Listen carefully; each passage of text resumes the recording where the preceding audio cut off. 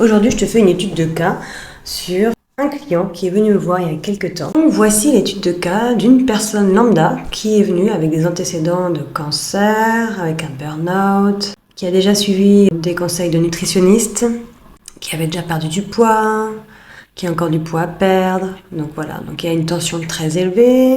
À savoir que l'hypertension, ce n'est pas génétique, c'est une mode de vie qui fait que ça se perpétue. En tout cas, c'est mon point de vue.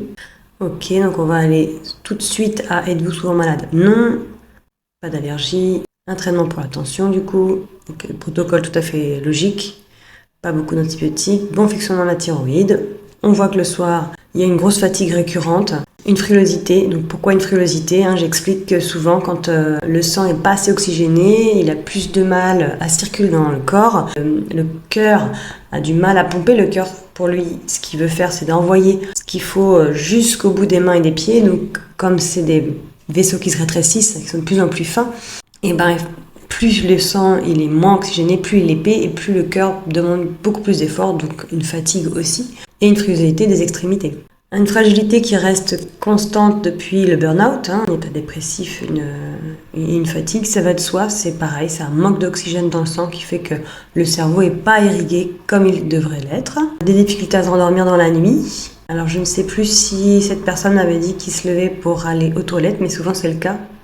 Tendance à prendre du poids, suivant aussi le métabolisme et l'âge de la personne. Le corps demande beaucoup plus de bienveillance pour pouvoir réguler, équilibrer le poids idéal du corps que le corps choisit. C'est pas la personne qui dit oui je fais 1 mètre ceci et donc du coup je dois peser tant. Non, il y a beaucoup plus de constantes à prendre en compte. Il y a la masse graisseuse, la masse musculaire, la masse osseuse, l'eau que l'on a en nous, voilà, beaucoup de choses. Donc tendance à un estomac gonflé, douleur dans le ventre et le bas-ventre, donc on voit que les intestins sont pas du tout en forme.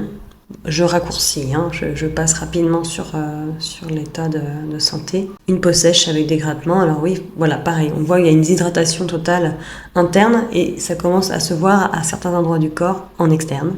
Donc ça peut être les cheveux, les bras, les jambes, les coudes. Donc il y a des troubles digestifs au quotidien. Des reflux gastriques, ça peut arriver, beaucoup de ballonnements, des gaz, donc ça montre aussi que tout ce qui est ingéré, plus sûrement un stress, que ce soit conscient ou inconscient, qui est sûrement là au quotidien depuis des années. S'il y a des gaz, c'est qu'il y a fermentation, voire surfermentation au niveau des intestins et du bol alimentaire. On voit bien qu'au niveau de l'estomac, il y a une petite gastrite. Donc petite gastrite, ça veut dire que c'est comme si, au fur et à mesure des années, l'acide gastrique qui est trop intense va aller brûler en fait l'estomac et va former des plaies qui ne se referment pas.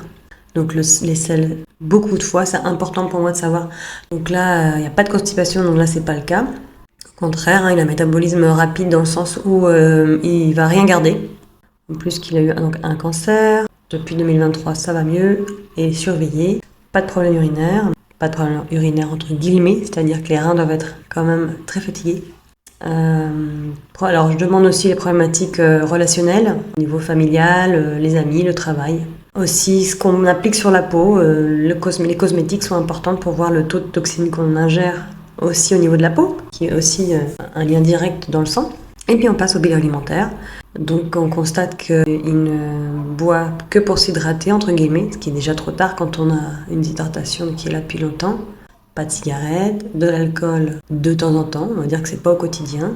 Le thé et le café est au quotidien, donc ce sont 2 plantes médicinales qui demandent à être réservées dans les cas de festifs ou occasionnels. Sinon ça acidifie complètement l'estomac et ça fait vraiment beaucoup de mal aux nutriments qu'on ingère.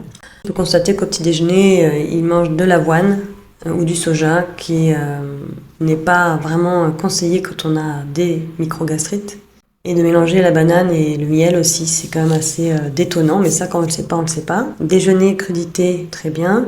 Légumes cuisinés, juste 1 à 2 fois par semaine, donc c'est très peu. Et légumineuses 1 fois par semaine. Pâtes 1 à 2 fois par semaine. Donc là c'est vrai, c'est pas trop souvent, c'est pas au quotidien. Peu de viande, pareil, c'est pas au quotidien. Et en dessert, fruits. Donc vraiment, là, on voit bien l'erreur, donc je le répète souvent dans mes vidéos, c'est de finir le repas par un quelque chose de cru, alors qu'on a mangé du cuit avant. Ça veut dire que tout ce qui va être cru, qui est rapidement assimilé par le corps, va devoir attendre et donc va se désagréger rapidement, mais arriver sur des aliments qui sont longs à digérer et donc ça va pourrir et fermenter et faire des gaz. Le soir, on évite les crudités, donc ça c'est dommage. En hiver, repas, pizza, donc très compliqué pour le corps, tout ce qui est cuit, pizza, feuilleté, tout ça. Donc le soir, le corps a besoin que ça soit léger, parce que la nuit on dort, donc le corps se régénère et se baisse en température, donc ne peut pas être en digestion. Donc on se retrouve le matin avec souvent une bonne partie du bol alimentaire de la veille. Et petit gâteau en collation, donc de temps en temps un fruit, donc c'est vraiment très éloigné les fruits. Donc on voit très bien la cause de la fatigue. Et les grignotages, parce que le corps demande tellement de sucre que là, il lui donne pas le sucre approprié, donc effectivement, il y a demande de grignotage. Et a suivi un régime il y a quelques temps, et il ne mange plus de pain, donc c'est déjà pas mal, plus de beurre. Il est sur le chemin. Donc voilà, je voulais faire une petite étude de cas avec vous pour que vous voyez comment je travaille le bilan avant de commencer un programme.